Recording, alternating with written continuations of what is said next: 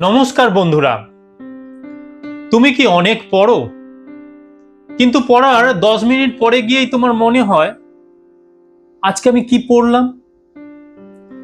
যদি এই রকম কিউরিসিটি তৈরি হয় বা এই রকম অবস্থা তৈরি হয়, তাহলে আজকের ভিডিওটা তোমার জন্য। আজ আমি বলবো তোমাদেরকে পড়া মনে রাখার 7টা বিজ্ঞানসম্মত কার্যকর সিক্রেট, যা ব্যবহার করলে তুমি তোমার শুধু পড়াশোনা মনে রাখার ক্ষেত্রেই নয়, তোমাদের জীবনে শেখার ক্ষেত্রেও দেখবে অনেক গুণ এগিয়ে যাবে। এই ভিডিওটা তোমরা অবশ্যই শেষ পর্যন্ত দেখো, তার কারণ তোমাদের যে 7 নম্বর সিক্রেটটা আমি বলবো সেটা তোমাদের পড়াশোনার পুরো পদ্ধতিটাকেই বদলে দিতে পারে। চলো তাহলে আর দেরি না করে আজকের এই ভিডিওটা শুরু করা যাক।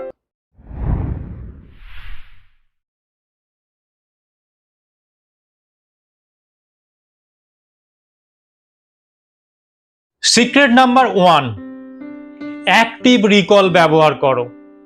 তাহলে এই অ্যাক্টিভ রিকল ব্যবহার করো বিষয়টা কি না, দেখো অনেক ছাত্রছাত্রী আছে যে বিষয়টা বারবার পড়ে, কোনো একটা জিনিসকে মনে রাখার জন্য সে বারবার পড়তে থাকে। এই বারবার পড়াটাকে বলা হচ্ছে প্যাসিভ রিডিং। আর বিজ্ঞান কি বলছে আমাদেরকে না, এই প্যাসিভ রিডিং করলে হবে না, আমাদেরকে অ্যাক্টিভ রিকল করতে হবে। তাহলে অ্যাক্টিভ রিকল বিষয়টা কি না, কোনো একটা বিষয়কে পড়ার পর সেটা নিজের মাধ্যমে কি করো, সেটাকে বারবার প্রশ্ন করো, বিভিন্নভাবে প্রশ্ন করো, সেই বিষয়টাকে প্রশ্ন করে সেই বিষয়টা কি হতে চাইছে তার একটা পুঙ্খানুপুঙ্খ বিশ্লেষণ করার চেষ্টা করো। তাহলেই বুঝতে পারবে তোমাদের সেই বিষয়টা কোথা থেকে কি হচ্ছে বা কিভাবে ঘটছে, সেই বিষয়টা তোমার কাছে একদম পরিষ্কার হয়ে যাবে।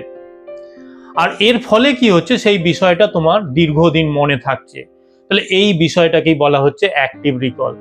আমরা যদি বিষয়টাকে একটা উদাহরণ দিয়ে বোঝার চেষ্টা করি, ধরো আমার শৈলক্ষেপ বৃষ্টিপাত। এই শৈলক্ষেপ বৃষ্টিপাতের ক্ষেত্রে আমরা কি দেখছি, কোনো একটা পর্বতে জলীয় বাষ্পপূর্ণ বায়ু বাধাপ্রাপ্ত হয়ে সেখানে উপরে উঠে যাচ্ছে, উঠে গিয়ে সেটা মেঘ থেকে বৃষ্টিপাত হয়ে নেমে আসছে, ঘনীভূত হয়ে বৃষ্টিপাত রূপে নেমে আসছে। এবারে আমাকে প্রশ্ন করতে হবে যে এই যে জলীয় বাষ্পপূর্ণ বায়ুটা কেন এখানে উপরের দিকে উঠলো, না এখানে পর্বতের ঢালে বাধাপ্রাপ্ত হলো। এখানে পর্বতের ঢালটা, এটা কোন ঢাল আছে না প্রতিবাদ ঢাল আছে। এবারে উপরে উঠলে আমাদের ট্রপোস্ফিয়ারে কি পরিবর্তন হয় না, উচ্চতা বৃদ্ধির সঙ্গে সঙ্গে উষ্ণতা হ্রাস পায়।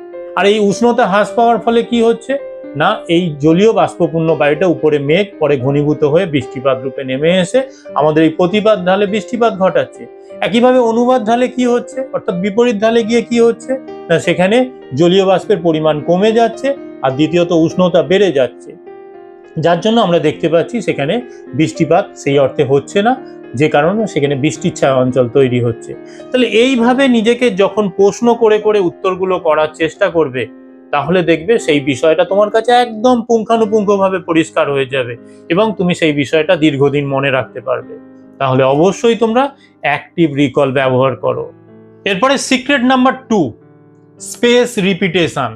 এখানে বিষয়টা কি না, ধরো আমরা কোনো একটা বিষয় নতুন পড়া আমরা পড়লাম, একদিন পড়েই রেখে দিলাম, দীর্ঘদিন আমরা সেই বিষয়টা আর দেখলাম না। এই কাজটা করলে হবে না। এই কাজটাকে আমাদের করতে হবে কি, একটা নির্দিষ্ট সময় অন্তর পুনরায় সেটাকে পড়তে হবে।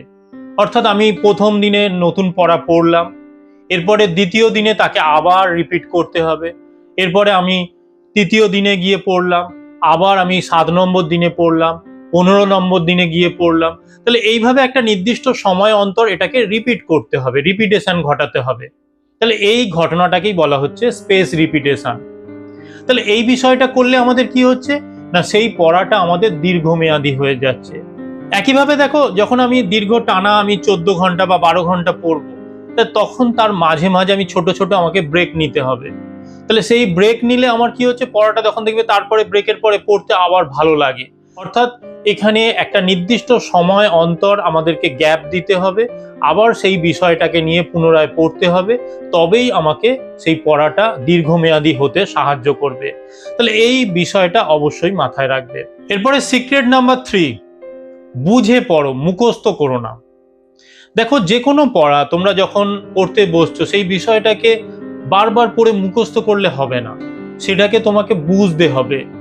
আমি একটু আগে যে বিষয়টা বলছিলাম শৈলক্ষেপ বৃষ্টিপাতের কথা, তাহলে সেই বিষয়টা কিভাবে হচ্ছে, সেখানে কেন পর্বতের উপরে উঠছে বা কিভাবে উপরে ওঠার পর তার কি পরিবর্তন হচ্ছে, এই প্রত্যেকটা বিষয়কে ভালো করে পুঙ্খানুপুঙ্খভাবে বোঝো। তার জন্য পাশে তোমরা ছবিটা খুলে রাখো, ছবিটা দিয়ে বোঝার চেষ্টা করো, বা সেটাকে তোমরা কোনো লাইন গ্রাফ বা কোনো কিছু বিষয় দিয়ে সেই বিষয়টাকে বোঝো। তাহলে এর ফলে কি হচ্ছে, সেই পড়াটা তোমার কাছে একইভাবে অনেক বেশি দিন স্টে করে যাবে। এই বিষয়টা শুধুমাত্র মুখস্থ করলে দেখবে 2-3 দিন বা 5 দিন পরে সেই বিষয়টা তুমি ভুলে যাবে। তাহলে সেই জায়গায় তুমি বিষয়টাকে ভালো করে বুঝে বুঝে পড়াগুলোকে তৈরি করতে থাকো, তাহলেই দেখবে সেই পড়াটা তোমার কাছে অনেক বেশি বুঝতে পারবে, অনেক বেশি তোমাকে স্বস্তি দেবে।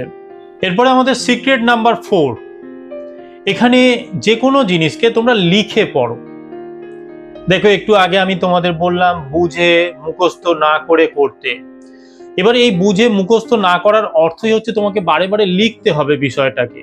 সেই বিষয়টাকে তোমরা যদি ছবি থাকে ছবি দিয়ে বা লিখে বিষয়টাকে উপস্থাপন করার চেষ্টা করো, বাড়িতে বারে বারে প্র্যাকটিস করো।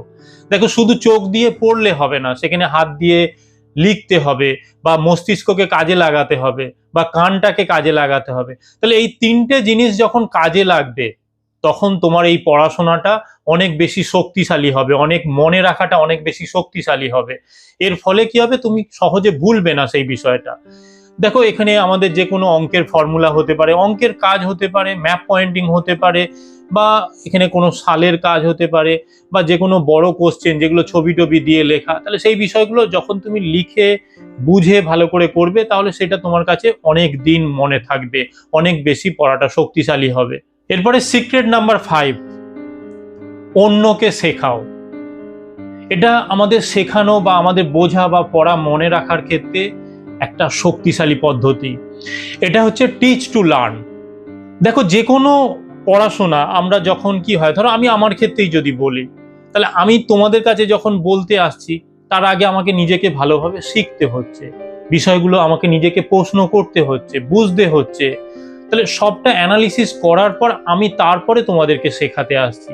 তাহলে এই জায়গাটা তুমি তোমার যে বন্ধু বান্ধব আছে তাদের কাছে বোঝাও, নিজের বাবা মার কাছে বোঝাও, বা নিজের ভাই বোন থাকলে তাদের কাছে, বা সব থেকে বড় কথা এইগুলো কোনোটাই যদি না থাকে, নিজেকে আয়নার সামনে দাঁড় করাও, দাঁড় করিয়ে সেই বিষয়টা ভালো করে বোঝানোর চেষ্টা করো। এখানে দেখো যখনই তুমি কোনো একটা বিষয়কে অন্যকে বোঝাতে চাইবে, তার জন্য তোমার নিজেকে কিন্তু জানতে হবে, সেই জ্ঞান বা সেই তথ্য তোমাকে কিন্তু আহরণ করতে হবে। তাহলে এখানে তুমি তখনই প্রশ্ন করতে শিখবে, তখনই তুমি বুঝতে শিখবে, তখনই জানতে শিখবে। তাহলে অটোমেটিক দেখবে তখন তোমার পড়াটা খুব ভালোভাবে হয়ে যাবে। তাহলে এই পদ্ধতি তোমরা অবশ্যই অবলম্বন করতে পারো, যেটা তোমাকে কিন্তু একটা অন্য জায়গায় নিয়ে চলে যাবে। দেখবে এই পদ্ধতি অবলম্বন করার পর তুমি সেই পড়াটা একদম অন্য লেভেলে নিয়ে চলে গেছো। এখানে তোমার বোঝার জায়গাটা কোনো রকম কোনো অসুবিধা থাকবে না। এটা বারবার করতে করতে দেখবে তোমরা এই বিষয়টা যেখানে যেটুকু ঘাটতি থাকবে সেই ঘাটতিগুলো মিটতে থাকবে। এরপরে সিক্রেট নাম্বার 6, মোবাইল থেকে দূরে থাকো। একটা মেসেজ, একটা নোটিফিকেশন বা একটা রিল পুরো কনসেন্ট্রেশনের 12টা বাজিয়ে দেবে। এই বারবার যখন তোমার অ্যাটেনশন চেঞ্জ হবে না, তোমার মস্তিষ্ক ক্রমশ দুর্বল হয়ে পড়বে, সেখানে সেই পড়া মনে রাখাটা তোমাদের কাছে তখন কঠিন হয়ে যাবে। সেই জন্য সব থেকে ভালো পদ্ধতি হচ্ছে কি, মোবাইল থেকে নিজেকে দূরে রাখো। পড়ার সময় ফোনটাকে তোমার নেওয়ারই দরকার নেই, ফোনটাকে সাইলেন্ট মোডে ফেলে দাও, এখানে সোশ্যাল মিডিয়া একদম অফ করে রেখে দাও, আর পড়ার যে টেবিলটা থাকবে সেই টেবিলটাকে একদম পরিষ্কার পরিচ্ছন্ন রেখে দাও। দেখো তোমার পড়াশোনার পদ্ধতি বদলে যাবে, পড়া মনে রাখা দেখবে তখন দ্রুত তোমার অ্যাটেনশন বৃদ্ধি পাবে। এবং এখানে একটা কথা মনে রাখবে, ফোকাস ইজ পাওয়ার। যত বেশি তোমরা অ্যাটেনশন দেবে, পড়া তত দ্রুত তোমাদের কাজ হবে। আমরা ভিডিওর একদম শেষ প্রান্তে চলে এসেছি। এখানে একদম 7 নম্বর যে সিক্রেট, সব থেকে ভাইটাল একটা সিক্রেট, এটা আমরা জেনে নেব। আমাদের ঘুম এবং স্বাস্থ্য দুটোকেই ঠিক রাখতে হবে। বন্ধুরা দেখো, অনেকেই ভাবে রাত জেগে পড়লেই আমাদের ভালো শেখা যায়, প্রচুর পড়া হয়। এটা সম্পূর্ণ ভুল কথা। দেখো রাত জেগে যখন পড়বে না, তখন মস্তিষ্ক যত জেগে থাকবে তত কিন্তু ক্ষতি হতে থাকবে। দেখো ঘুমের সময় মস্তিষ্ক কি হয়, তথ্যকে লং টার্ম মেমোরিতে পাঠায়। যদি ঘুম কম হয় তাহলে তোমার এই পড়াশোনা কোনোটাই কিন্তু টিকবে না মাথায়। সেই জন্য কমপক্ষে 6 থেকে 7 ঘন্টা ঘুমোতে হবে, পর্যাপ্ত জল খেতে হবে, একটা মিনিমাম টাইম অন্তত পক্ষে আধ ঘন্টা থেকে 1 ঘন্টা ব্যায়াম করতে হবে। কারণ এই সবগুলোই কিন্তু আমাদের পড়ার অঙ্গ। কারণ এই কোনোটা বাদ দিয়েই আমাদের পড়াশোনা চলবে না। কারণ শরীর যদি ঠিক না থাকে, মাথা যদি রেস্ট না পায়, তাহলে কোনো পড়াশোনা করেই কিছু লাভ নেই। তার কারণ শরীর ভালো থাকলেই মস্তিষ্ক ভালো কাজ করবে। বন্ধুরা, এই ছিল আজকের আমার ভিডিও। এই ভিডিওতে আমি তোমাদেরকে পড়া মনে রাখার 7টা সিক্রেট জানিয়ে দিলাম। এখানে 7 নম্বর সিক্রেটটা আমি বলেছিলাম সব থেকে গুরুত্বপূর্ণ। তোমরা অবশ্যই নিজেদের শরীরের উপর যত্নবান হও, ভালো করে ঘুমাও এবং তার সঙ্গে সঙ্গে পড়াশোনাটাকে চালিয়ে যাও। দেখো তোমাদের পড়াশোনার ক্ষেত্রে কোন বিষয়টা সব থেকে সমস্যা তৈরি করছে আমাকে কমেন্টে জানাও। আর ভিডিওটা যদি তোমাদের ভালো লাগে অবশ্যই তোমরা একটা লাইক করো, বন্ধুদের মধ্যে শেয়ার করো এবং এই চ্যানেলে যদি কেউ এখনো নতুন হয়ে থাকো অবশ্যই চ্যানেলটাকে সাবস্ক্রাইব করো। চলো আজকের মতো ভিডিওটা এখানে শেষ করছি। Tata, bye bye.